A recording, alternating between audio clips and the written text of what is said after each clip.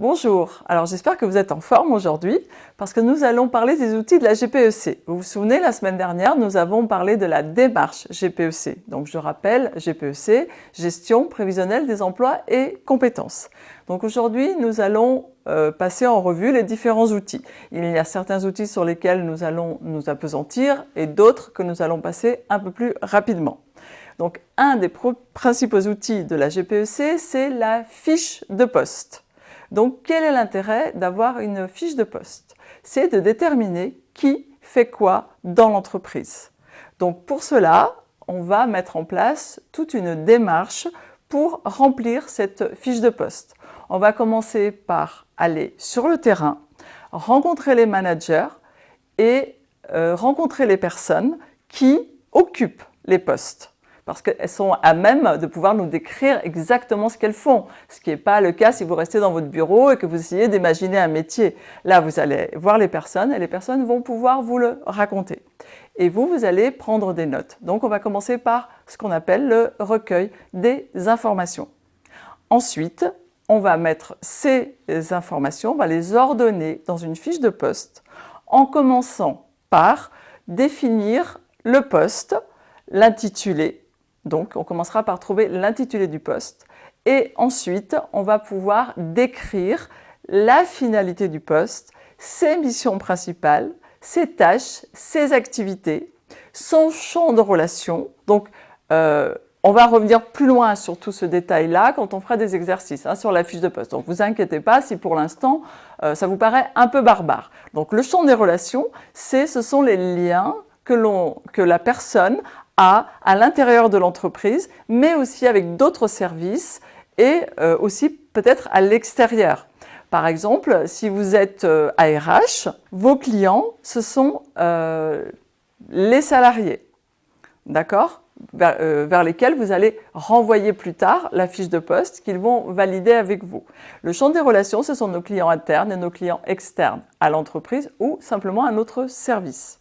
Ensuite, dans cette fiche de poste, il y figurera également des domaines qui concernent l'hygiène, la sécurité et l'environnement. Aujourd'hui, on retrouve beaucoup cet aspect des choses, puisqu'on prête beaucoup attention aux conditions et à la santé du salarié au sein de son poste.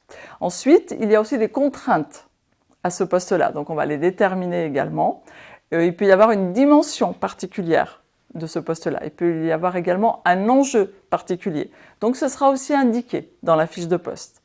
Et ensuite, on va déterminer le profil idéal de la personne pour occuper ce poste.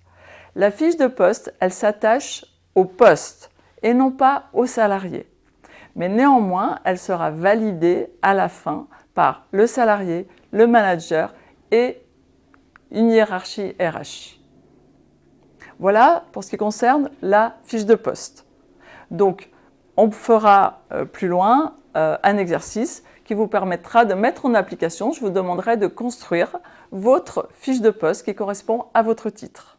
Donc, en résumé, je vous ai décrit comment on s'y prend dans la vraie vie, dans une entreprise, pour faire le descriptif, pour rédiger une fiche de poste. Donc, si on récapitule, pour que vous intégriez bien les différentes étapes, nous allons avoir un recueil d'informations. Ensuite, vous allez rédiger. Ensuite, vous allez la faire valider par la personne qui vous a décrit son poste. Et ensuite, on la signe et on la valide avec donc le RH, le manager souvent et la personne titulaire du poste. Ce qui fait que la personne connaît ainsi exactement ce qu'elle a à faire dans son travail. Il arrive parfois, je vous donne cette anecdote, il arrive parfois que dans l'entreprise, les gens soient frileux à signer les définitions de poste, les fiches de poste. Dans les entreprises, on parle de définition de fonction et on parle de fiche de poste. C'est exactement la même chose. Ces deux documents ont le même rôle. Mais parfois, suivant les entreprises, vous pouvez avoir une appellation qui est différente. D'accord ? Donc, après, pourquoi les personnes sont un peu réticentes parfois à signer ces fiches de poste, c'est parce que elles ne voudraient pas qu'on puisse leur reprocher qu'elles ne font pas tout ce qui est décrit dans la fiche de poste. Mais quand on explique l'intérêt aux salariés et le bien fondé de la fiche de poste, généralement, au contraire, pour lui, c'est une reconnaissance de ce qu'il fait. Donc ça se passe généralement très bien. Nous allons maintenant parler d'un autre outil qui s'appelle le référentiel de compétences.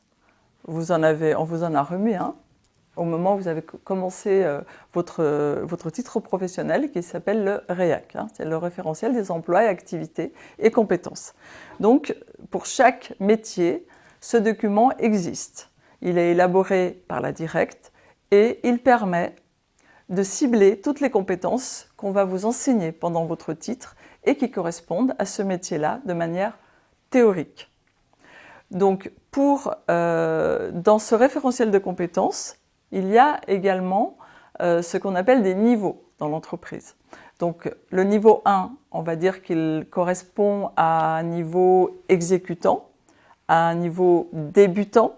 Voilà, on est débutant, on sait faire les choses, mais on n'en a pas la maîtrise.